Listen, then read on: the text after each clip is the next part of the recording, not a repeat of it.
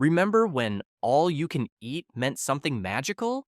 Piling your plate sky high with everything from soggy spaghetti to mystery meat and thinking, this is living. Well, buffets are roaring back to life, but not all of them deserve your appetite or your dignity. Some buffets will make you feel like a culinary king. Others, more like a food crime victim. Today, we're diving into the buffet battleground and ranking America's buffet chains from Dear God, no to you might actually want to come back. Buckle up, loosen your belt a notch, and let's start at the very bottom of the food pyramid. 13. America's Incredible Pizza Company. If incredible is in your name, you'd better deliver something a little more incredible than pizza that tastes like it was focus grouped by toddlers. Walking into America's Incredible Pizza Company feels like stepping into a Chuck E. Cheese that gave up on adulthood halfway through puberty. Yes, there's a buffet. Yes, there's an arcade. Yes, your wallet will leave lighter and your arteries heavier. But the food? The pizza crust has the resilience of a yoga mat that's seen too many downward dogs. The sauce tastes like someone whispered the word tomato over a vat of water and called it a day. And the cheese? Let's just say it's a disappearing act that would make Houdini jealous. The buffet extends beyond pizza to pasta that looks suspiciously like it came from a dollar store freezer section, and salad that's more wilted than your will to live after eating here. Sure, kids love it, but that's because they're too busy smashing buttons on arcade games to notice the culinary experience happening on their plates. Bright spot? The soft serve ice cream isn't bad, but finding good soft serve in a sea of sadness is like finding a gold coin at the bottom of a porta potty. Technically valuable, but not exactly a win. 12. Ceces Pizza. Now, if America's Incredible Pizza Company is bad, Ceces Pizza steps up and says, "Hold my cardboard."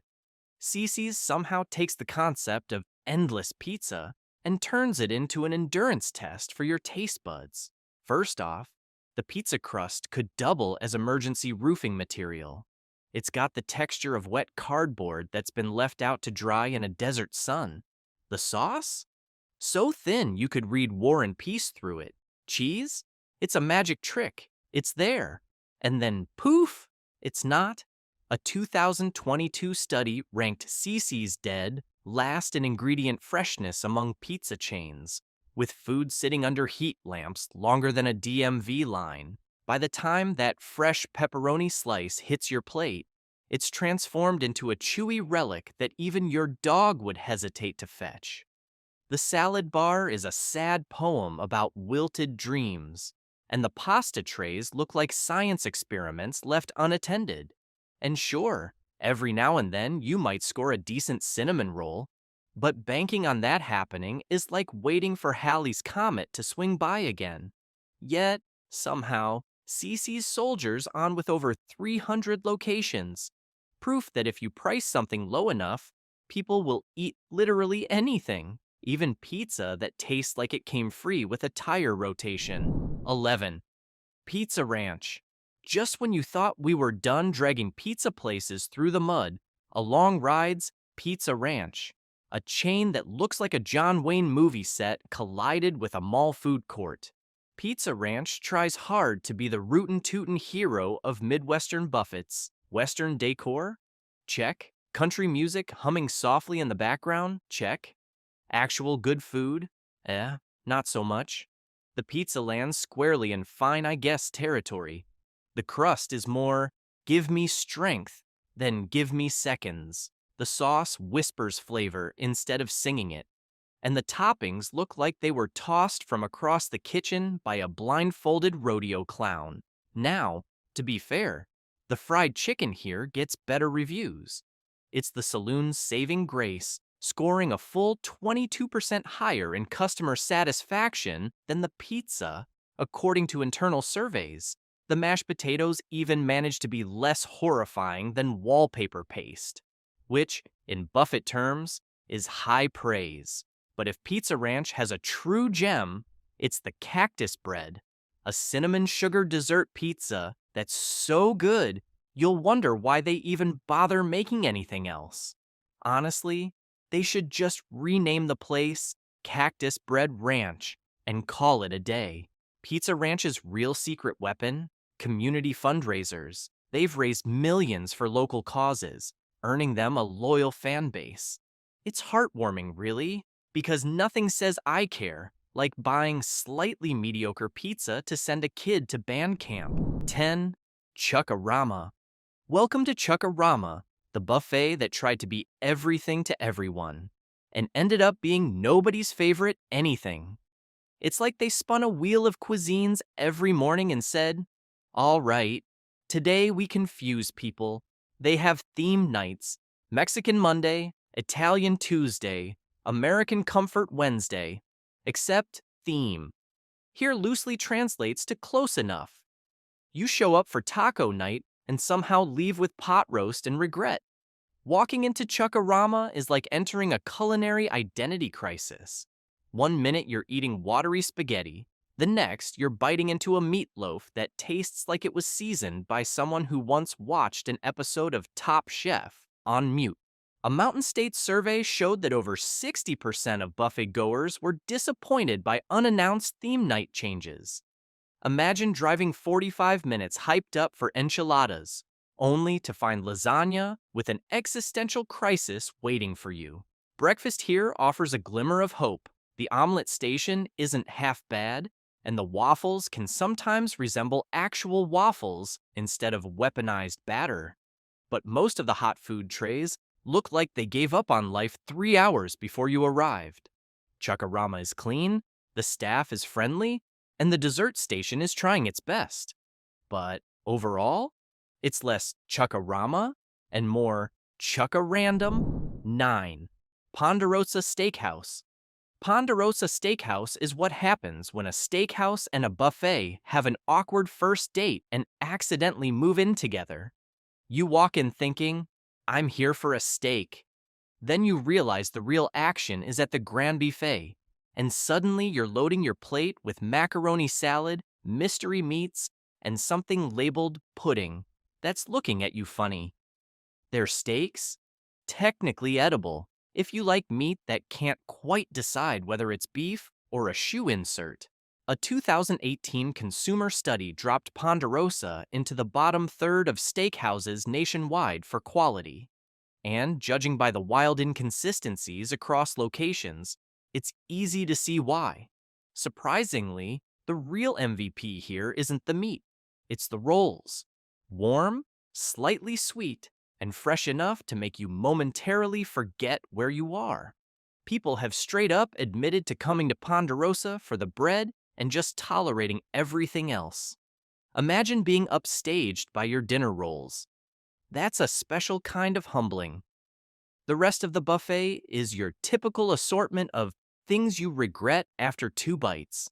Soggy pasta, salad that's 90% iceberg lettuce, and dessert cups that bring back painful school lunch memories. Ponderosa survives thanks to nostalgia, low prices, and strategic location. But it's clear this is one steakhouse that got lost somewhere between sizzlin' and strugglin'. 8. Shownies Buffet. Ah, Shownies. The buffet equivalent of your quirky uncle who still thinks Bluetooth is witchcraft, but makes a mean plate of biscuits and gravy. Once a titan of American dining, Shownies has been slowly fading into the wallpaper of roadside America. Walk into one today, and you're stepping into a time capsule where the year is always 1997 and the salad bar still thinks iceberg lettuce is fancy. Breakfast at Shownies isn't terrible. In fact, their breakfast bar is the last real reason anyone still swings by. The biscuits are buttery, the bacon is crisp if you time it right, and the grits, well, they exist. But lunch and dinner? That's when things go south. The fried chicken looks like it's been sitting under a heat lamp longer than most marriages last. The seafood night specials include shrimp so rubbery you could bounce them off the parking lot. And let's not even talk about the steak offering, unless you're into meat that has the emotional texture of abandonment. Shownies hangs on out of pure stubbornness and regional loyalty. For a certain generation, eating here is like visiting Grandma's house, if Grandma forgot how to cook somewhere around 1988. Number 7. Sizzler. Sliding into the middle of our list like a diner trying to sneak into the breakfast bar at closing time. Sizzler earns its spot by doing something most buffets forget how to do: making vegetables taste like actual food. Sizzler's Salad Bar is the main event here, a green oasis in a desert of sad buffets. The lettuce is actually green, the tomatoes don't look like they need last rites, and the cucumbers snap instead of squish. It's the kind of place where you're suspiciously impressed. Like, wait, am I eating vitamins? A 2019 survey showed that nearly 70% of Sizzler customers came primarily for the salad bar, with steak being an afterthought. Which checks out, because the steaks here land squarely in meh territory. Not terrible, but not exactly making Gordon Ramsay break out in applause either. Their Malibu chicken, however, has a weird cult following. It's like Chicken Cordon Bleu's less glamorous cousin who somehow made it big in regional theater. People love it. And the cheese toast? Straight up legendary. Seriously, there are online forums dedicated to Sizzler's cheese toast. If your toast has a fan base, you're doing at least one thing right. Quality swings wildly depending on location. Some Sizzlers look fresh and inviting, others look like crime scenes for crimes against interior design. But when you hit a good one, it's like finding a four-leaf clover at a used car lot. Sizzler thrives on nostalgia, fresh produce, and the sheer gravitational pull of unlimited cheese toast. And honestly, that's not the worst business plan in America. Number 6. Ryan's Buffet. Ryan's Buffet was once the heavyweight champion of take the whole family out for $9.99. Now, it's more like a ghost of gluttony past. Walking into a Ryan's today feels like stepping into a post-apocalyptic vision of early 2000s dining. You'll find the classics, the fried chicken, the mashed potatoes, the steak, but everything has this "we gave up somewhere around 2011" energy. The fried chicken is passable if you get there within the first 15 minutes of it being set out. After that, it's less crispy delight and more science project. The mac and cheese clings to the spoon like it knows what's coming. Desserts? Let's just say if you're excited about neon green jello and puddings that jiggle with a sense of dread, Ryan's has you covered. In their heyday, Ryan's offered comfort food that could at least pretend it was homemade. Today, you're mostly getting nostalgia and a salad bar that looks like it lost a fight with a hairdryer. Yet, for all its decline, Ryan's hangs on to loyal customers who remember when eating out meant buffet plates stacked like Jenga towers. It's a love built not on logic, but on memories, which, let's be honest, is what half of the buffet industry is running on these days. Number 5. Hometown Buffet. Coming in hot at number 5, Hometown Buffet is the human embodiment of meh, it'll do. It's the buffet where you lower your expectations at the door and still manage to trip over them on the way to the dessert bar. The fried chicken here is fine, the mashed potatoes are fine, the pasta is fine, everything is aggressively mediocre, but somehow that's part of the charm. It's like eating a meal prepared by someone who's heard about seasoning but has never actually met it in person. What Hometown Buffet lacks in culinary daring, it makes up for in consistency. You know exactly what you're getting. Reliable, uninspired comfort food that fills your belly and your soul with a vague sense of, good enough. The dessert bar is where Hometown Buffet tries to flex, offering soft serve ice cream that's basically just edible nostalgia. Kids love it, adults tolerate it, and everyone leaves wondering why they're suddenly craving a nap. Despite shrinking locations, Hometown Buffet still draws crowds for one simple reason. It's predictable. In a chaotic world, sometimes you just want to eat stuffing that tastes the same every time, year after year. Predictable mediocrity has never tasted so. Okay. Number 4, Golden Corral. Golden Corral isn't just a buffet, it's a national pastime. With nearly 500 locations and a fan base more loyal than most sports teams. This is where America goes when it wants to eat everything, everywhere, all at once. Walking into a Golden Corral is like entering a food stampede. You hear that brass bell ring? That's not ambiance. That's the starting pistol for the mashed potato marathon. The second the fresh fried chicken hits the tray, it's a full contact sport. Elbows fly, plates clatter, and for a brief moment, society's rules no longer apply. But here's the thing, Golden Corral actually pulls it off. The food? Surprisingly solid. No Michelin stars, sure, but it delivers exactly what it promises.